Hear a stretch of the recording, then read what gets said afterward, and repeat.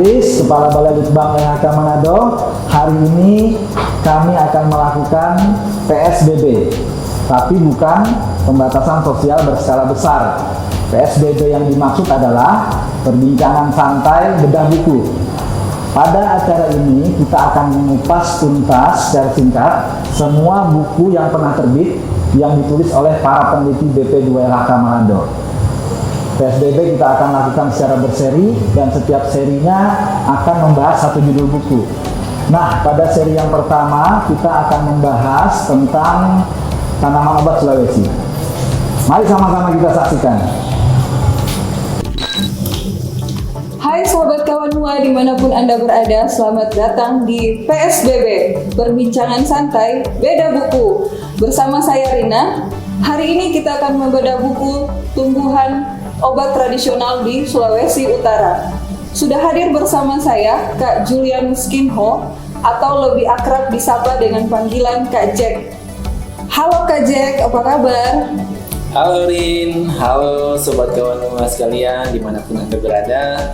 Nah, sahabat kawan Nuwa, Kak Jack ini adalah salah satu peneliti di Balai Litbang LHK Manado dan merupakan ketua tim penulis buku tumbuhan obat tradisional di Sulawesi Utara. Kak Jack, tolong dong ceritakan sedikit tentang buku yang kakak tulis. Jadi gini Rin, sobat kawan Nuwa dimanapun Anda berada, kita di Indonesia ini kaya akan biodiversitas, termasuk tumbuhan yang memiliki khasiat obat. Dari semua jenis tumbuhan yang ada di Indonesia, 80% diantaranya berkhasiat obat. Buku tumbuhan obat tradisional di Sulawesi Utara ini kita tulis dengan harapan untuk memperkenalkan keanekaragaman jenis-jenis tumbuhan obat yang digunakan oleh masyarakat dalam pengobatan tradisional di Sulawesi Utara. Nah, buku ini itu dari hasil eksplorasi yang kita lakukan mulai dari pesisir pantai sampai dengan ke pegunungan. Buku ini juga disertai dengan deskripsi singkat, kemudian ada informasi mengenai kandungan fitokimianya, bagaimana cara meramunya, dan manfaat serta khasiatnya. Oh, begitu ya Kak Jack? Iya Rin, sobat kawan Nuwa sekalian. Kak, kira-kira berapa lama sih proses penyusunan buku ini? Jadi begini Rin, pengambilan data penyusunan buku itu diawali dengan pengambilan data itu dilakukan selama 2 tahun. Kemudian untuk penyusunan bukunya sendiri itu kita lakukan selama 1 tahun. Wah, lama juga ya Kak? Iya lama Rin, karena begini Rin, itu kita untuk pengambilan data ini kita ambil dari 10 kabupaten kota yang ada di Sulawesi Utara, dari 14 kabupaten kota yang ada di Sulawesi Utara. Jadi singkat cerita, hampir semua kabupaten kota yang ada di Sulawesi Utara ini kita sudah mengambil data mengenai tumbuhan obat tradisional ini. Oh iya Kak Jack. Kak, mau bertanya lagi nih, kira-kira berapa banyak jenis tumbuhan yang digunakan dalam pengobatan tradisional di Sulawesi Utara? Jadi gini Rin, sobat kawan sekalian, dari hasil eksplorasi yang kita lakukan selama 2 tahun itu ada 153 jenis tumbuhan yang digunakan dalam pengobatan tradisional di Sulawesi Utara.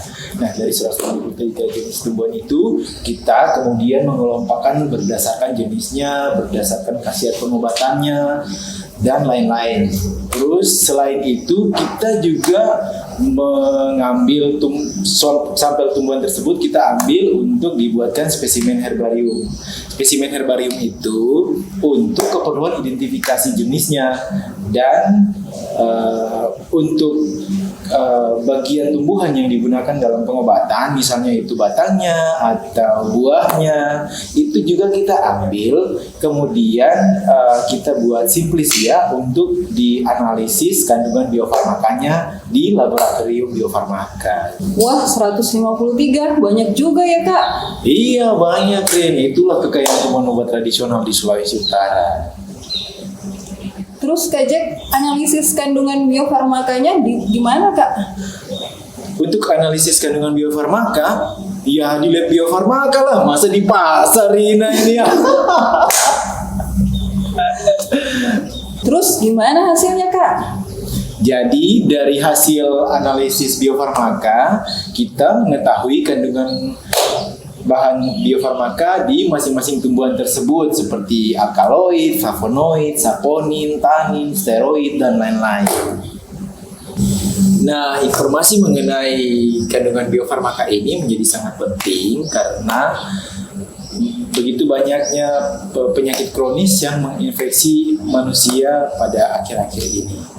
Khususnya dalam situasi pandemi saat ini, kita perlu mengkonsumsi lebih banyak lagi tumbuhan-tumbuhan yang dapat meningkatkan imunitas tubuh. Kak Jack, kira-kira dalam buku ini ada nggak jenis-jenis yang bisa menaikkan imunitas tubuh?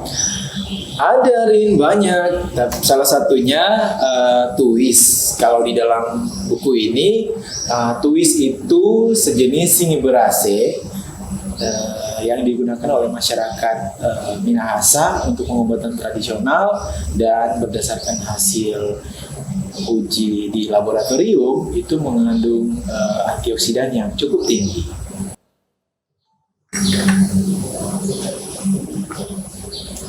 Nah, pertanyaan yang terakhir nih Kak Jack, ceritain dong ke sahabat Kawanua, apa sih yang menarik dari hasil penelitian dalam buku yang Kakak tulis ini?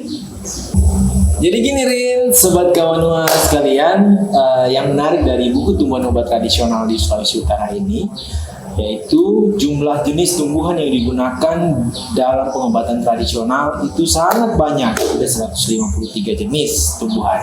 Kemudian dari 153 jenis itu ada beberapa diantaranya merupakan jenis-jenis endemik. Endemik yaitu jenis-jenis yang hanya terdapat di Sulawesi Utara. Terus ada sebagian yang sudah sering digunakan, artinya mudah digunakan oleh masyarakat, dan ada juga yang mudah didapat. Misalnya kayu nusu. Kayu nusu itu apa?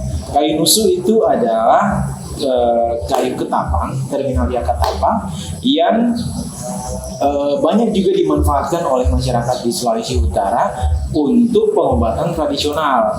Dan setelah kami melakukan analisis biofarmaka, terbukti bahwa kandungan biofarmaka yang ada di kayu nusu atau di kayu ketapang ini cukup baik untuk digunakan sebagai bahan obat.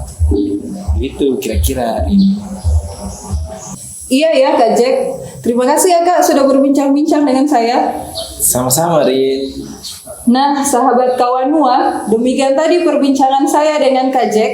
Semoga bermanfaat bagi kita semua. Bagi kalian yang masih penasaran ingin membaca buku ini, silakan download di website BP2LHK Manado atau pada link di bawah ini. Akhir kata, saya Rina Mamonto izin pamit dari hadapan Anda. Sampai ketemu di PSBB selanjutnya. Dah.